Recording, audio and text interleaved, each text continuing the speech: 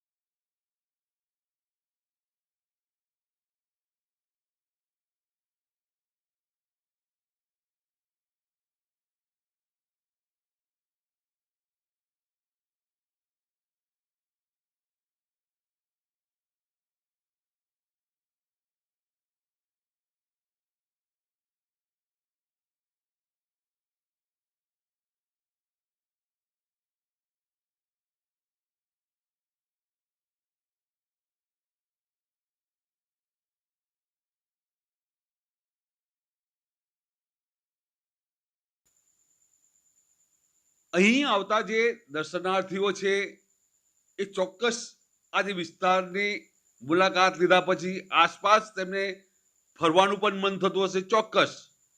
કારણ કે અહીંનો નજારો કંઈક અલગ જ હોય છે. આ હાપેશ્વર જે ગામ છે તેના અનેક ફળિયાઓ આવેલા છે.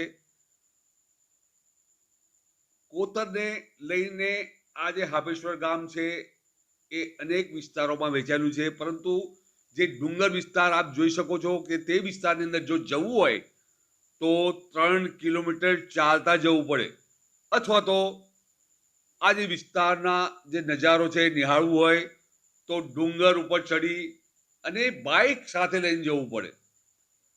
પરંતુ જો બાઇકને પણ સાથે લઈને જાઓ તો જીવનું જોખમ તો ચોક્કસ જ છે. કારણ કે જો બાઇક લઈને આજે ડુંગર વિસ્તારમાં આપ જાઓ અને બાજુની ખીણમાં જો બેલેન્સ બગડે તો સીધા ખાઈમાં.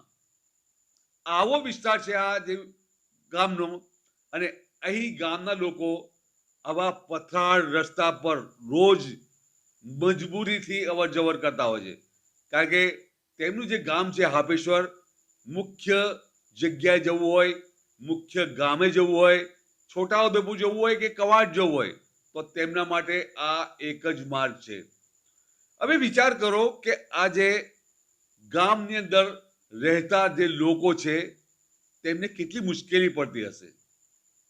કોઈ બીમાર પડે, કોઈ પ્રસૂતા મહિલા હોય તો તેમને કેમ કરીને મુખ્ય માર્ગ પર લઈ જતા હશે. વિચાર કરો. આજે ગામના લોકોનું કહેવું છે કે જ્યારે પણ કોઈક બીમાર પડે તો તેમને જોડો બનાવીને લઈ જવું પડે છે.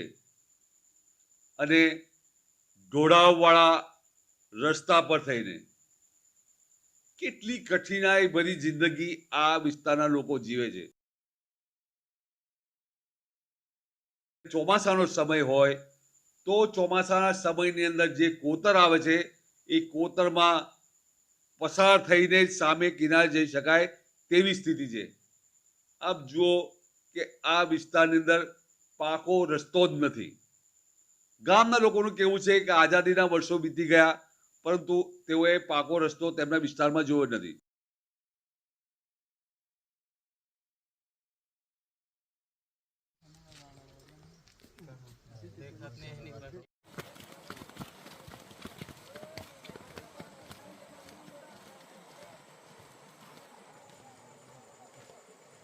આ જે ગુજરાતનો છેવાડાનો વિસ્તાર છે, સરહદી વિસ્તાર છે. એક તરફ છે મહારાષ્ટ્રનો વિસ્તાર, બીજી તરફ છે મધ્યપ્રદેશનો વિસ્તાર, અને આ છેવાડાનું ગામ છે એ ગુજરાતનું ગામ છે. પરંતુ લાગે છે કે આ વિસ્તાર સુધી વિકાસ પહોંચ્યો નથી. આજે પણ આપ જોઈ શકો છો કે ગામના લોકો જો તેમના ફળિયામાં જવું હોય તો આ કોતરમાં થઈને જ તેમને જવું પડે છે. અને જો પાણી વધી જાય હાપેશ્વર ગામ ચોક્કસ બહુ તકલીફ, એક દિશામાં બહુ બેસી મુશ્કેલી રહેવું પડે. પડે. વ્યથા તો સાંભળો આ વ્યક્તિની. પાદર ફળિયું, કેલિયાબારી, ઉત્તલદરા, વાકવી એ ફળિયાનો બહુ જ મુશ્કેલી પડે ને બહુ તકલીફ પડે. એટલે આવર જાવર માટે અમારા વધારે પડતો રસ્તાનું તો બધું બીજું તો ઠીક છે, પણ નાળામાં બેડેક થતો હોય તો અમારે હાજુ માંદોનો એ દવાખાને પૂછતું કરવા માટે બાઇક પર હોય એ બીમારનું લઈ જાય, પણ નાળામાં સામું પાર થવાતું ના હોય એ વધારે પડતો અમારે મુશ્કેલી એ છે. વર્ષો વીતી છે. આદાજીનું કેટલા વર્ષો જતા રહ્યા. અમારા લગભગ અમારા 60-70 ઉંમરનું વર્ષનું ઉંમર થાય તો આજ પરિસ્થિતિ અમારે ચાલ્યા કરે છે.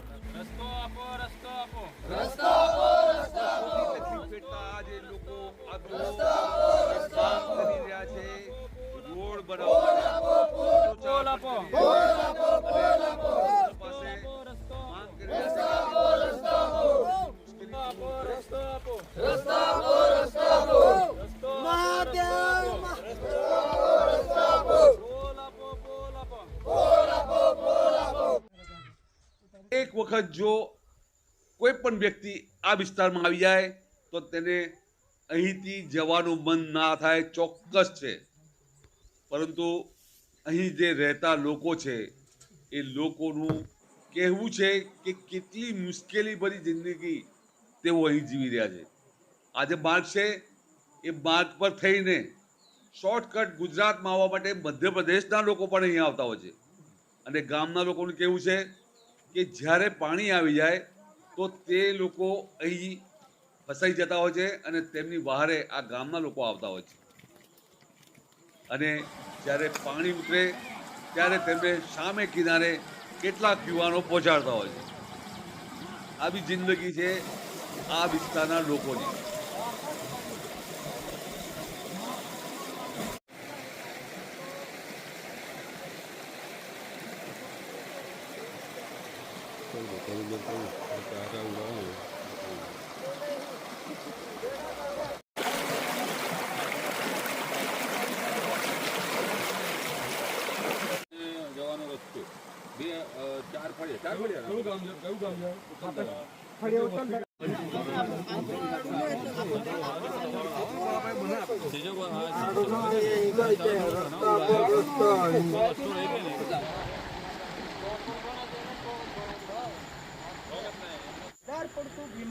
લોકો બાઇક લઈને તો અવર જવર કરે છે, પરંતુ સામે જે કિનારે રહેતા જે લોકો છે તેમના બાળકોને અભ્યાસ કરાવવો છે.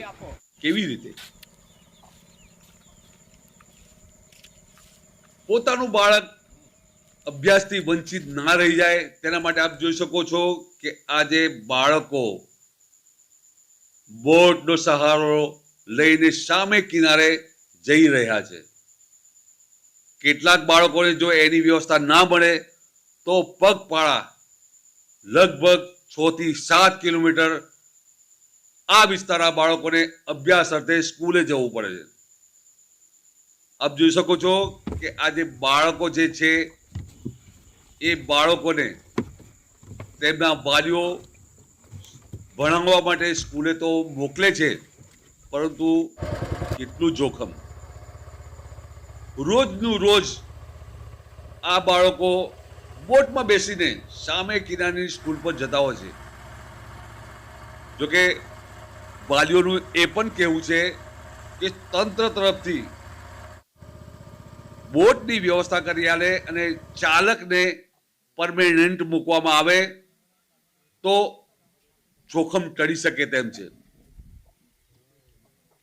છતાં આ રોડથી વંચિત બાળકોને ભણવું છે તો શું આવી રીતે?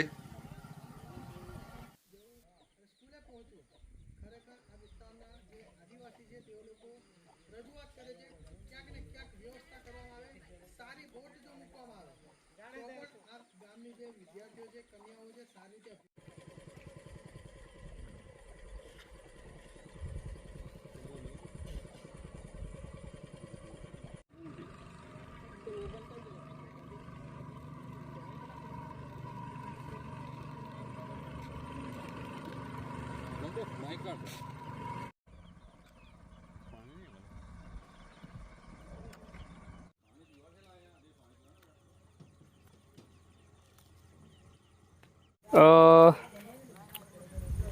નર્મદાનો કિનારો અને બે ફાળા પડે હાપેશ્વર ગામ,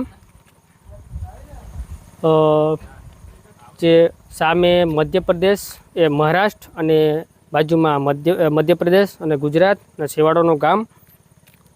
ઠેઠ મહાદેવ નીલકંઠેશ્વર મહાદેવની અંદર કે હાપેશ્વર જે નિવૃત્ત આપણે નિગમવાળા જે મંદિર બનાવી આપેલું છે ત્યાંથી 7 કિલોમીટરનું અંતર પડે છે.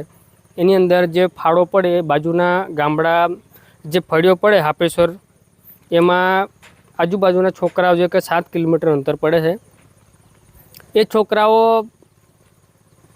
ચાલતા આવે અથવા એનો મા બાપ પોતાના ખીચાના ખર્ચે પેટ્રોલ નાખીને એ મા બાપ સ્કૂલ સુધી કે સ્કૂલની બાજુમાં કે મહાદેવ મંદિર એક બાજુ છે, એક બાજુ માધ્યમિક શાળા, એક બાજુ પ્રાથમિક શાળા જોડે છે. એ ત્યાં સુધી સ્કૂલની નીચે સુધી નર્મદાનો કિનારો આવેલો છે આપણો, ત્યાં સુધી એ લોકો પોતાના ખર્ચે મૂકીને જાય છે.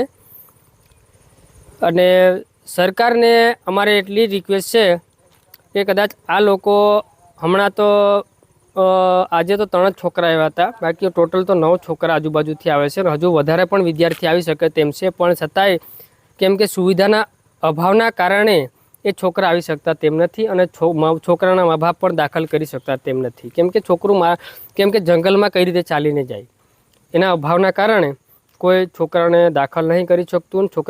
છોકરાના જે બાપ હોશિયાર છે તો હોશિયારના પ્રમાણે એ લોકો એમના ખર્ચે એ લોકો મૂકીને જાય છે. એ રીતે પરિસ્થિતિ છે આ બાજુ.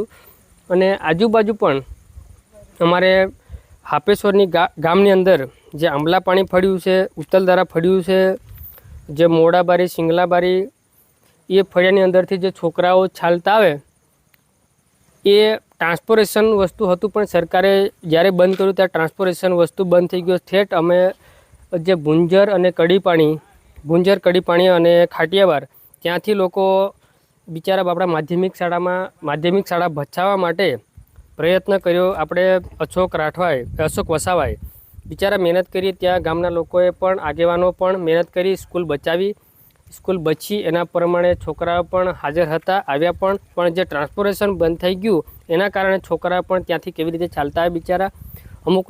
અમુક છોકરાઓ દાખલા પણ કાઢી લીધા, અમુક છોકરાઓ આવે પણ છે. અને પરિસ્થિતિ વધારે હાપેશ્વરની અંદર બહુ ગંભીર પરિસ્થિતિ અમારી થઈ ગઈ છે. પ્રાથમિક શાળાની અંદર પણ નહીં સંખ્યા અને માધ્યમિક શાળાની અંદર પણ સંખ્યા નથી. અને શિક્ષકોની પણ માધ્યમિકમાં એક જ છે અને પ્રાથમિક શાળાની અંદર ખાલી 4 શિક્ષક છે. હજુ શિક્ષકોની ઘટ તો ઘણી બધી છે, પણ છતાંય અમારે ગામ લોકોની સુવિધા એટલી છે કે સરકાર અમને એટલી મદદ કરે તો સારું છે. ભીલ હિંમતભાઈ જાગરિયા, હાપેશ્વર.